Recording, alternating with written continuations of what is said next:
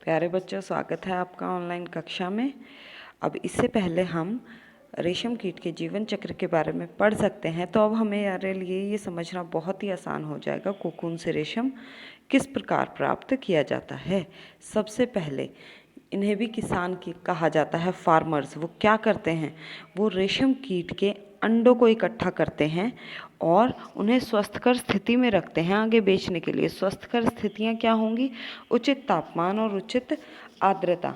इन अंडों को आगे उन लोगों को बेचा जाता है जो रेशम का उत्पादन करते हैं, और थोड़े ही जब इसको उचित तापमान पर रखा जाता है तब इन अंडों से लार्वा निकल आते हैं और शहतूत की ताज़ी पत्तियों को खाकर ये अपने साइज़ को बढ़ा लेते हैं। और ये जो पालन है, रेशम कीट पालन, ये उसी टाइम पे किया जाता है जब शहतूत के पेड़ पर नई पत्तियां आती हैं। और इसके बाद वो जो कैटरपिलर बन गया, वो शहतूत की ताज़ी पत्तियों के ऊपर उनको रखा जाता है और बिल्कुल साफ बांस की ट्रे बनाई जाती है, उसके अंदर उन्हें रखते हैं। 25-30 दिन तक ये कैटरपिलर खाते रहते हैं और उसके बाद कोकून बनाने के लिए छोटे छोटे कक्षों में चले जाते हैं, जैसा कि अब हम इस चित्र में देख पा रहे हैं। कैटरपिलर अपने चारों ओर बहुत ही सुंदर सफ़ेद रंग का कोकून बना लेते हैं और उसके भीतर अब ये जो कैटरपिलर था वो बदल जाता है प्यूपा के अंदर, और यही अवस्था है कोकून जो रेशम के संसाधन में आगे इस्तेमाल की जाती है। रेशम का संसाधन क्या है? Processing of silk. अब यहाँ से हमें रेशम का फाइबर प्राप्त होगा। सबसे पहले चरण में क्या किया जाता है?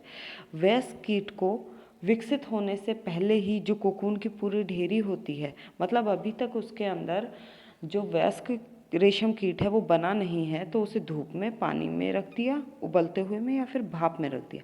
इस प्रक्रम में जो रेशम फाइबर है वो अलग हो जाते हैं। अब इससे हम आ जाते हैं दूसरे चरण पे, रेशम की रीलिंग। अब वो जो फाइबर अलग हुआ वो विशेष मशीनों द्वारा सुलझा लिया जाता है और फिर हम बढ़ जाते हैं तीसरे चरण पे, कताई। अब वो जो रेशम का फाइबर हमें प्राप्त हुआ है उससे धागा बनाया जाता है। इस प्रक्रम को कताई कहा जाता है। तो कताई वाले प्रक्रम में क्या हो रहा है?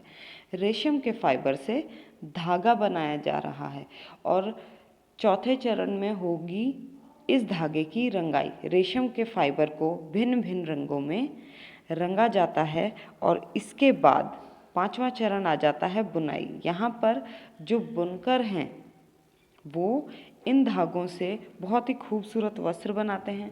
रेशम के वस्त्र, रेशम की साड़ियाँ बहुत अधिक प्रचलित हैं और यहाँ से फिर सिलाई होती है इन वस्त्र